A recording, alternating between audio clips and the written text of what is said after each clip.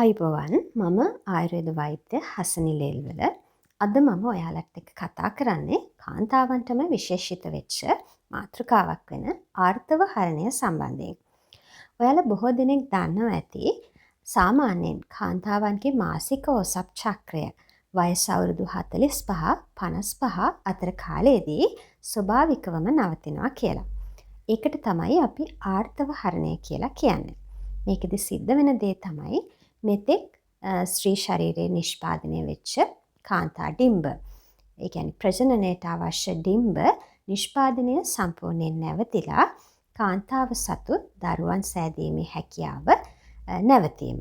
ඉතින් සාමාන්‍යයෙන් අවුරුද්දක් විතර කාලයක් ඔසප් චක්‍රේ නැවතිලා තිබීම මගින් ඔබ ආර්තව හරණයට ලක් වුණා කියලා තේරුම් ගන්න පුළුවන්. ආර්තව හරණයත් එක්කම සිද්ධ වෙන දෙයක් තමයි ඔයාලගේ ශරීරයේ මේ තාක්කල් නිපද වෙච්ච ඊස්ට්‍රජන් කියන හෝමෝනය අඩු වෙලා යන එක. මේ ඊස්ට්‍රජන් හෝමෝනය ප්‍රජනනයට විතරක් නෙමෙයි අවශ්‍ය වෙන්නේ. සාමාන්‍යයෙන් හෘදයේ සහ රුධිර නාලවල නිරෝගී බවට, ඔයාලගේ අස්සිවල නිරෝගී බවට, ඒ වගේම පිළිකා රෝග අවදානම අඩු කරන්න, වගේම මානසික නිරෝල්භාවයටත් ඊස්ට්‍රජන් හෝමෝනය අතිශයින් උපකාරයි. ඉතින් ඊස්ට්‍රජන් හෝමෝනය අඩුවීමත් සමගම මේ ආර්තව හරණය නිසා කාන්තාවන්ගේ ශරීරයේ බොහෝ සෞඛ්‍යමය ගැටලු ඇති වෙන්න පුළුවන්. අද මම කතා කරන්නේ ඒ සම්බන්ධයෙන්. ඊස්ට්‍රජන් හෝමෝනය අඩු වී යාමත් එක්කම කාන්තාවන්ගේ ශරීරයේ අස්සිවල තියෙන ඝනත්වය අඩුවීම නිසා විශේෂයෙන් ඔස්ටියෝපොරොසිස් වගේ රෝගයන්ට මුහුණ දීමේ හැකියාව ඉහළ යනවා.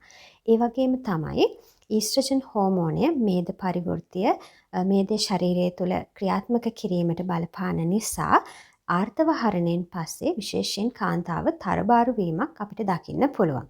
විශේෂයෙන් උදරය කොටසේ මේදේ තැන්පත් වීම අපිට දකින්න පුළුවන්.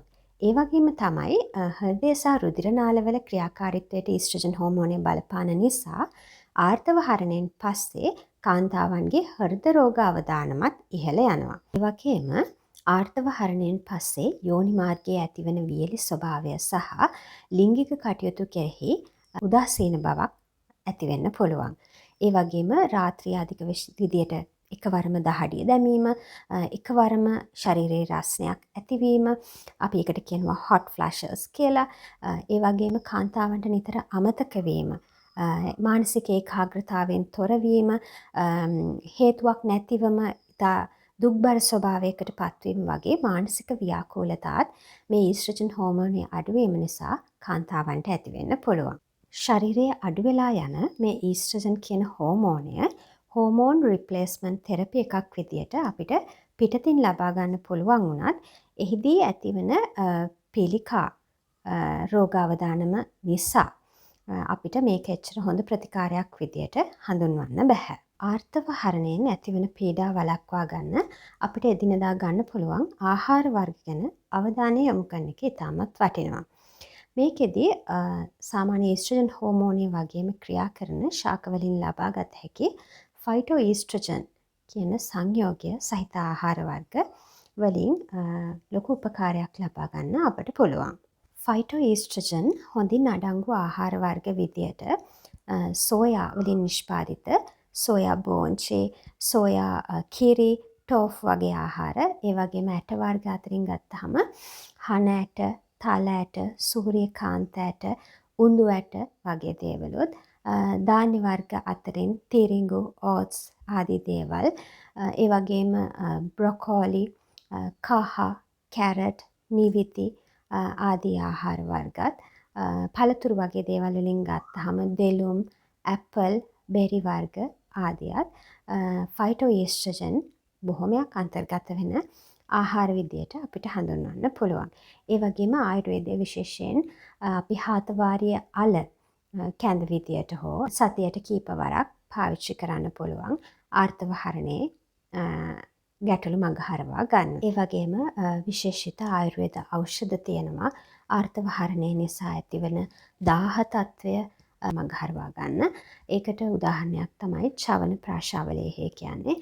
ඉන්දියාවේ බොහෝ දුරට මේ ඖෂධය කාන්තාවන් අතර ප්‍රචලිතයි.